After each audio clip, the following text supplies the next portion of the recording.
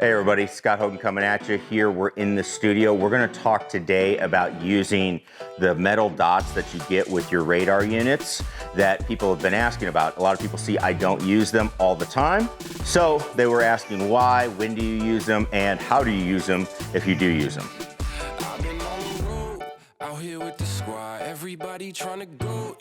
Hey everybody, Scott Hogan coming at you. Thanks again for tuning in. So we'll go over using the metallic dots here. We've got the FlightScope Mevo Plus set up. This is going to be true for radar units though, because again, that radar unit, they've been drastically improved over the years, but they really were designed to be an outdoor unit, something that was going to track the ball over a long distance.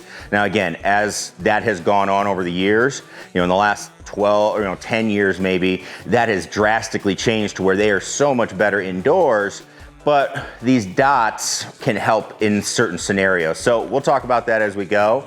Before we do that, make sure you click that subscribe button if you're not a subscriber already. And also make sure you check out the link down below, our Stop Your Slice series, $19.95. You get a series of videos to work on all parts of your swing. If you're a slicer, it's gonna show you everything you need to do to be able to turn that ball over and get a draw. So check that out.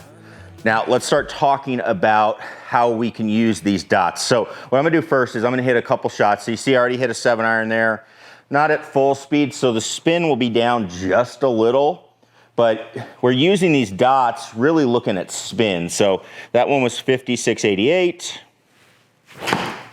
That one's gonna be lower. Lower distance, 59.84. And we'll go one more. So we're right around 5,700, 5,800 on average.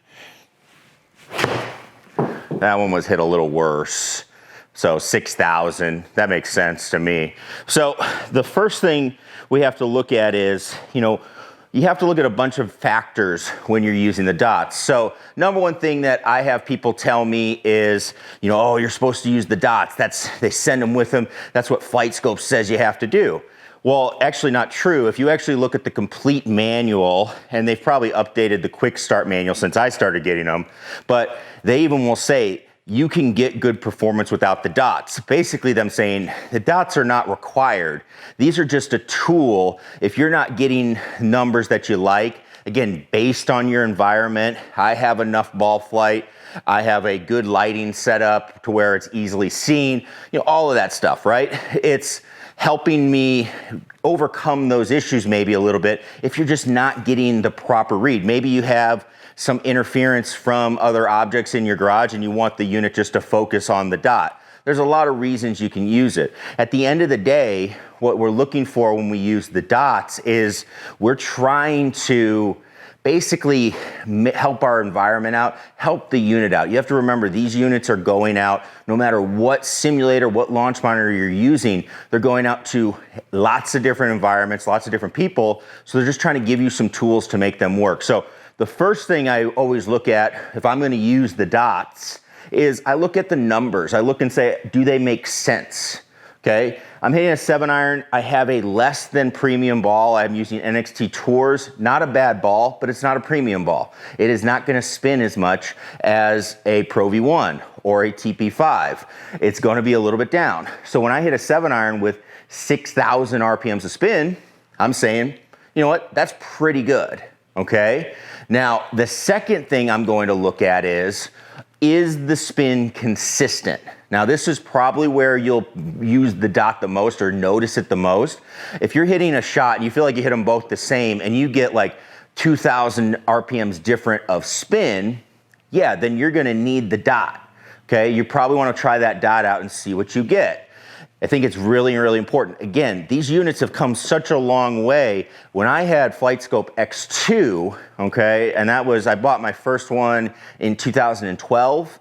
So in 2012, they didn't even have short indoor mode. They only had indoor mode, and you had to have a minimum of 15 to 20 feet, I believe. I believe it was 15 for it to even work indoors. So you would get away with a little bit less, but then they started introducing that short indoor mode where it was like, all right, you can get 10 feet, maybe 12 feet's probably preferred. And it's just kind of gotten shorter. But when you were doing that, when we were hitting those shots indoors, it was very difficult for the spin to be picked up. Again, these are in the early iterations of these units. You needed a lot of flight with a radar unit. Again, not specific to one brand, it's a radar unit thing. So we had that issue where I would hit the 7-iron and you would get 3,000 RPMs to spin. I would hit the ball 195 yards with a 7-iron. You're like, oh, that's a low spinner. So you would kind of, offset that by seeing all the data. It's like, all right, the club path and the club readings are really good.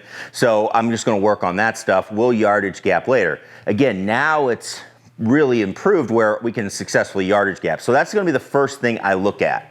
Now, let's say you are seeing that spin number be all over the radar. It's not really working, where it's like, all right, that's kind of off. Again, check, do a quick Google search, see where kind of normal numbers should be. And then if it's not where you want it, then maybe let's try a dot out. So what we're going to do, I'm going to take just one dot. This is the Flight Scope recommended way. Again, this is same thing with TrackMan. You would see this when I've hit on TrackMan, we do it the same way. You're going to take one metallic dot, okay? And you're going to place that directly away from the target. So the dot should face the target. Sorry, directly away from the radar. It should face the target, okay? Now, we just place that, and we're going to hit a shot. Now, I do anticipate the spin going up a little bit. I would imagine it should go up a little bit. But let's see, okay?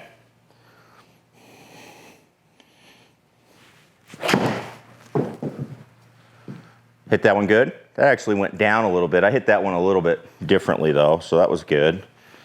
Let's see.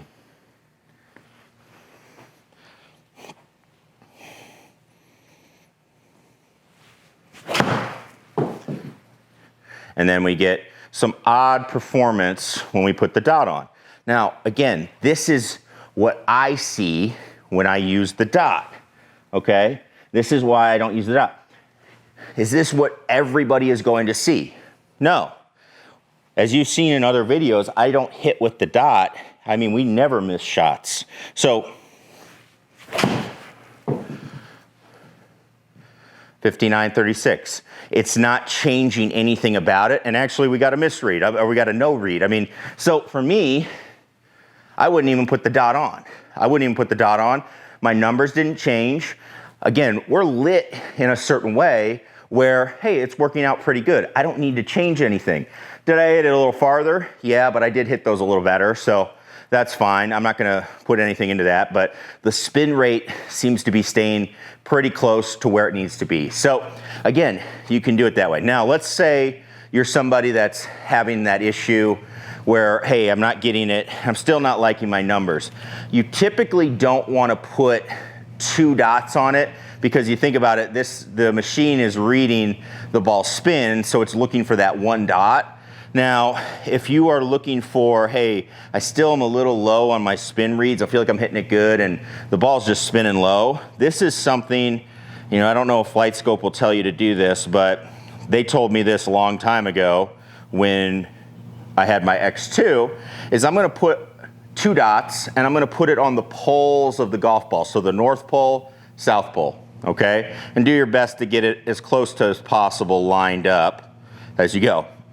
Now, what I'm going to do here is actually put it where the dot is on top, so you have one on the ground, one on the top, and I can hit a couple balls like that. That's another way you can do the dots as you go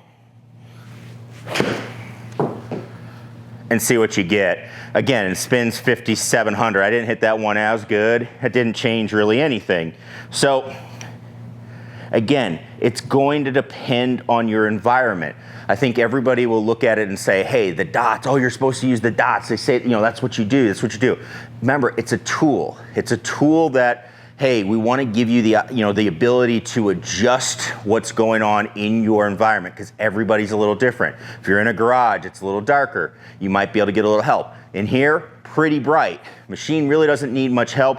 We're also using really, really clean golf balls and all that good stuff. So I see the same things whether I use it or not. So as I've used the unit more, I don't even use it when I yardage gap anymore because I'm getting the same numbers and the same results just depending on how I hit it. So that's a way to do this as well. Let's hit one more with 2 dots. Let's see what we get, just to try it. That was a little thin. A little slow on the face. So it kind of went spinny. So that one went up to 7,000. So I don't know, again, it's a little bit of trial and error as you go through your setup. So talking about the dots, I get this question a lot, why aren't you using the dots? Or, hey, can you go over the dots?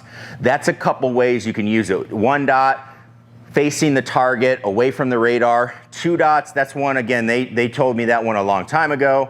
I'm not sure if they still use it even, but north and south pole, that's another option. You're probably gonna be able to boost your spin up a little bit. So again, it's just like calibration of your unit to your personal setup. And this is a tool that you can use. It's very easy and you can use it to make it happen. Now, again, if I don't need it, if I don't have to have the dot, and I can just go ahead and hit balls and not worry about placing it, that's what I do. So when you see my videos, that's the reason why. Here's the data that kind of supports that and goes. Again, I think I should be around 6,000, 5,800 RPMs with the 7-iron based on the golf ball I'm hitting, the speeds I'm hitting it at. So that seems to support that, and that's where I'm gonna go with it. So just showing you a little bit about the dots. Hopefully this answers some questions for you and helps you use your unit better or make some decisions as what's going on when you see people hitting shots. So that's what I do, and that's how I use those dots.